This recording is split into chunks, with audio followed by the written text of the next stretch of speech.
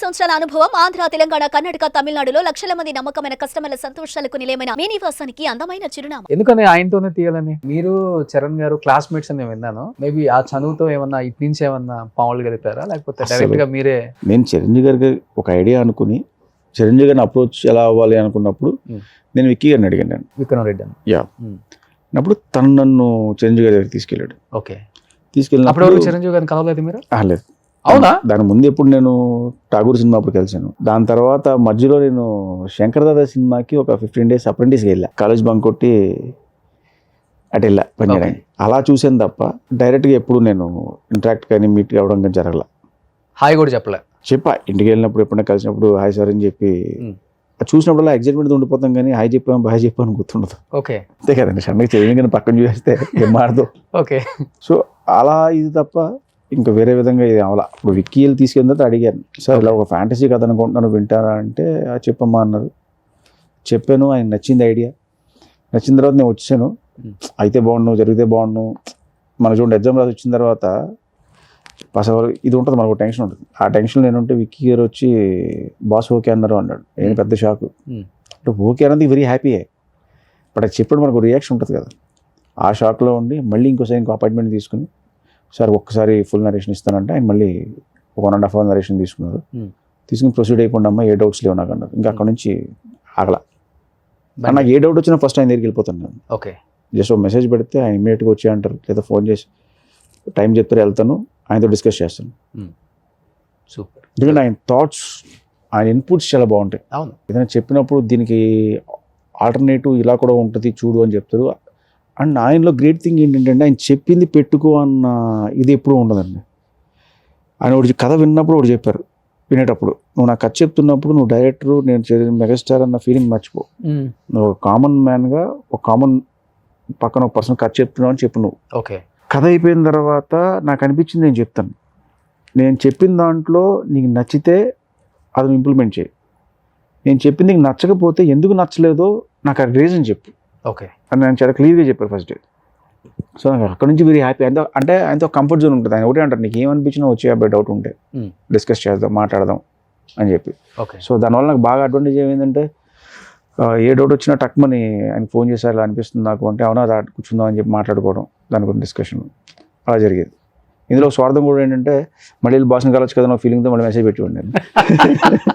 అదే నేను విన్నాను. ఇప్పటి వరకు ఆయనతో చేసిన 150+ డైరెక్టర్స్ చాలా మంది ఉన్నారు కాబట్టి వాళ్ళకన్నా ఎక్కువ టైమ్స్ కలిసింది వశిష్ఠ్ అనే. అవును, ఈ సినిమా అయిపోయిన లోపు ఒక 500 సార్లు కలిసి ఉంటారు. ఇంకా ఎక్కువ కలిసి నాకు ఎక్కువ కలిసారా? ఏ చిన్న డౌట్ వచ్చినా ఫోన్ చేశారు, రమ్మంటారా అని అడుగుతారు. ఆయన లేదు ఒకసారి వస్తాను sir. Okay, so fan boy moment అయితే పక్కా. సో రీసెంట్గా ఫ్యాన్ బై మూమెంట్ బాబీ అన్న వాల్తేరు వీరయ్యతో ఒకసారి బాక్స్ ఆఫీస్ మళ్ళీ బద్దలు కొట్టేశారు. మళ్ళీ ఇక్కడ కూడా ఫ్యాన్ బై మూమెంట్ కాబట్టి గట్టిగానే కొట్టబోతున్నాం. డబుల్ ట్రిపుల్ బదులు అవుతుంది. ట్రిపులా? ఓకే, ఒక 1000 కోట్లు కలెక్షన్ అనుకోవచ్చా? హ్యాపీగా వస్తే అంతకన్నా చెప్పండి, వస్తుంది. మీరున్న కాన్ఫిడెంట్ లెవెల్కి మీ గట్స్ ఒప్పుకోవచ్చు. ఎక్కడి నుంచి వచ్చింది ఇది అసలుకి? ఇప్పుడు నాకు కథ అంత స్ట్రాంగ్గా లేకపోతే చిరంజీవి గారు లాంటి ఒక మెగాస్టార్ ఎందుకు ఒప్పుకుంటారండి? అఫ్కోర్స్, ఎంతమందిని చూస్తుంటారు, ఎన్ని కథలు వినుంటారు. ఆయన 155 సినిమాలు చేశారు ఆయన. అది 156. అందులో హిట్స్ ఉండొచ్చు, ఫ్లాప్స్ ఉండొచ్చు, అవన్నీ కామన్. ఆయన ఒప్పించానుగా, ఆయన నమ్మారుగా నా కథని. అంటే ఆయన ఎగ్జైట్ చేసే ఎలిమెంట్ ఏదో నా కథలో ఉన్నట్టేగా. అదంత ఈజీగా ఒప్పుకోరుగా ఆయన. సో నాకు కాన్ఫిడెన్స్ అది. ఎస్, చిరంజీవి గారిని ఒప్పించాను. నా కథ మీద నాకు నమ్మకం. క్లాస్మేట్స్ మీరు చరణ్? ఏ క్లాస్ వరకు చదువుకున్నారు? 10th batchmates actually. నలంద ఇక్కడ. ఓ, ఇక్కడ నలంద. రాణా, చరణ్, నేను, శిరీష్ అందరం కలిసి ఒకటే క్లాస్మేట్స్ అయితే. బెంచ్ మేట్స్ కూడా? బెంచ్ మేట్ ఉంటాయిగా. బాగా యాక్టివ్గా ఉండేవారు మీ బ్యాచ్లో? చరణ్ ఇప్పుడు యాక్టివ్గా ఉంటాడు, రాణా ఒకలా యాక్టివ్గా ఉంటాడు, శిరీష్. సో ఒక్కొక్కరు ఒక ఇది. మీ నలుగురు సినిమాలకు వెళ్తుంటారా? బంకొట్టి కాలేజీ, స్కూల్? నేను శిరీష్ ఎక్కువ బంకొట్టి సినిమాకి వెళ్ళేవాడు. మీరు శిరీష్? ఓకే. అంటే అటు బంకొట్టి మీరు, చరణ్ గారు, రానా ఏదైనా సినిమా అంటే చిరంజీవిది కావచ్చు, పవన్ కళ్యాణ్ గది కావచ్చు. శిరీష్ నేను ఎక్కువ బంకొట్టి వెళ్ళేవాళ్ళు.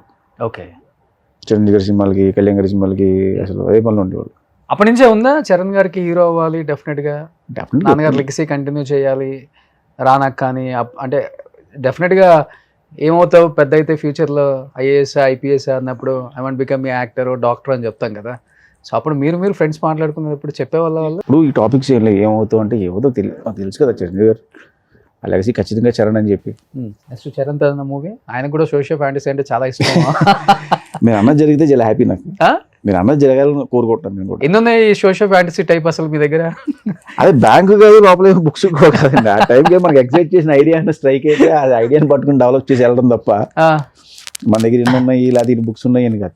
ఓకే, అంటే మీరు చెప్పే దాన్ని బట్టి భాగ్యరాజ్ గారికి ఈ నేచర్ ఉందని నేను విన్నా. ఆయన కూడా ఇంటర్వ్యూ చేసినప్పుడు నేను ఎప్పుడు బౌండెడ్ స్క్రిప్ట్ రాసుకొని సెట్లోకి వెళ్ళి చేసింది లేదు రోషన్ గారు, జస్ట్ ఒక లైన్ అనుకుంటాను, ఆ లైన్తోనే నేను ఇన్ని సినిమాలు తీశానని చెప్పారు. ఇప్పుడు మీరు చెప్తుంటే ఆయన గుర్తు వస్తున్నాడు మళ్ళీ నాకు. గ్రేట్, థ్యాంక్ యూ అండి. పోల్చారు, థ్యాంక్ యూ. చిరంజీవి గారు కూడా చెప్పారు బెస్ట్ స్క్రీన్ ప్లే నేను చూసిన వాళ్ళలో ఇండియాలో భాగ్యరాజ్ గారు అని చెప్పారు. సో మీరు కూడా అదే ఫాలో అవుతున్నారు మరి. అంటే ఎన్ని సినిమాల ప్రభావం, ఎన్ని కథల ప్రభావం, ఎంతమంది ఆర్టిస్టుల ప్రభావం, ఎంతమంది హీరోస్ ప్రభావం మీ మీద ఉందో అర్థం అవుతుంది ఇప్పుడు. ఖచ్చితంగా ఉంటుంది, ఎందుకంటే మనం చూసి కొత్తగా ఎక్కడి నుంచి ఏమో పుట్టేదండి. ఓకే, మనం చూసిన వాటిల్లో వచ్చి చదివిన వాటిల్లో వచ్చి లేకపోతే మనం ఏమంటాం వాళ్ళతో ట్రావెల్ చేసిన దాని నుంచి మనం చూసిన హీరోలు చిరంజీవి గారు, బాలకృష్ణ గారు, నాగార్జున గారు, వెంకటేష్ గారు, వీళ్ళు మన జనరేషన్. దాని ముందు రామారావు గారు, నాగేశ్వరరావు గారు చాలా గొప్ప గొప్ప సినిమాలు చేశారు. ఓకే, బట్ మనం ఎక్కువ థియేటర్కి వెళ్ళి దెబ్బలు తిని చూసిన సినిమాలు ఈ నలుగురు హీరోస్. సో వీళ్ళ సినిమాల నుంచి చాలా నేర్చుకున్నాం, వాళ్ళ సినిమాల నుంచి చాలా ఇన్స్పిరేషన్ ఉంటుంది. ఓకే, సో ఇప్పుడు మనం చెప్పుకునే ఇండస్ట్రీలో పాన్ ఇండియా డైరెక్టర్ అనే రాజమౌళి గారు కూడా ఫస్ట్ అంతా నార్మల్ ప్రేమ కథలు, కమర్షియల్ సినిమాలు తీసిన తర్వాత స్టార్ట్ చేశారు ఈ జర్నీ. మీరు ఎత్తుకోవడమే సోషియో ఫ్యాంటసీ అన్నారు. నెక్స్ట్ వాట్ నెక్స్ట్ అసలుకి అది నాకు తెలియదు. ఆ ఊహకు అందని ఏమో తీసుకెళ్తా తెలియదు. వెనక రావడం అయితే జరగదు మరి. ఎటు తీసుకెళ్తుంది ఇప్పుడు అది చేయకూడదని రూల్ లేదు, రెగ్యులర్ సినిమా చేయకూడదని రూల్ లేదు, ఇదే సినిమా చేయాలని కండిషన్ కాదు. ఆ టైంకి మనకి ఏది ఎగ్జైట్ చేసింది, ఆ ఐడియా ఏం స్ట్రైక్ అయింది దాన్ని బట్టి వెళ్ళడం తప్ప ఇదే చెయ్యాలి అని. మీ పెన్ను ఒప్పుకుంటుందా, మీ మనసాక్షి ఒప్పుకుంటుందా అసలుకి? అది ఆ టైం బట్టి సిచ్యువేషన్ డిమాండ్ చేస్తుంది తప్ప ముందే ప్లాన్ చేసుకునే అయితే ఏం జరగవు కదా. గో విత్ ఫ్లో అంటారు. గో విత్ ఫ్లో అంతే, సిచ్యువేషన్ బట్టి, ఆ టైం బట్టి, ఆ సీజన్ బట్టి. సుమన్ టీవీలో మీ పర్సనల్ అండ్ బిజినెస్ ప్రమోషన్స్ కోసం కింది నెంబర్కి కాంటాక్ట్ చేయండి.